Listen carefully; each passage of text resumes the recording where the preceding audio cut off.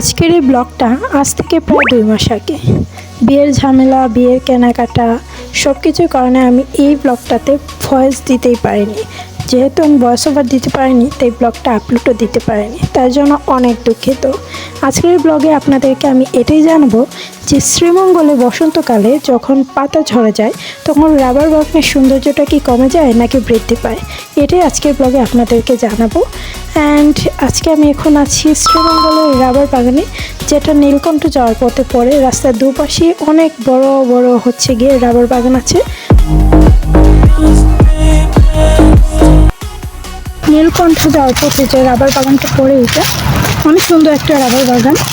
যদিও প্রকৃতি, শ্রীমঙ্গলের প্রকৃতি এক এক সময় এক একটা রূপ। বর্তমানে এই রূপটা হচ্ছে, রাবার বাগানের রূপ হচ্ছে এইটা, মানে সব পাতা ঝরে গেছে আর ঝরা পাতাগুলোই দেখে নিচে পড়ে আছে। তো আসলে এই দৃশ্যটাও সুন্দর। তো আপনারা যে শ্রীমঙ্গলে আছেন বা শ্রীমঙ্গলে আসতে চাচ্ছেন, প্রকৃতির এই রূপটা আপনারা অনুভব করতে পারেন, উপলব্ধি করতে পারেন শ্রীমঙ্গলে আসলে।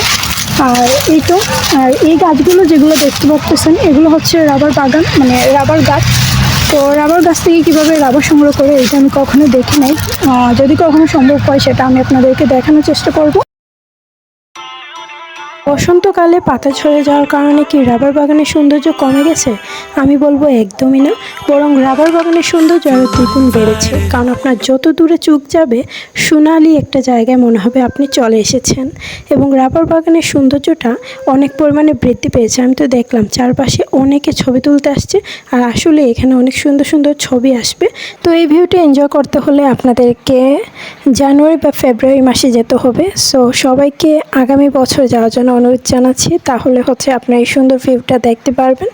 সো তারপর রাবার বাগানটা ঘুরে শেষে আনারস খেতে গেলাম। অ্যান্ড শ্রীমঙ্গলে আসলে আমি বলবো পাহাড়ি আনারসগুলো খাবেন, অনেক মজা, অনেক মিষ্টি আসলে। সো আজকে ব্লগটা এতটুকুই ছিল, কেমন লেগেছে কমেন্টে জানাবেন। অ্যান্ড সবার কাছে দুঃখিত আমি ব্লগটা ঠিক সময় আপলোড দিতে পারিনি।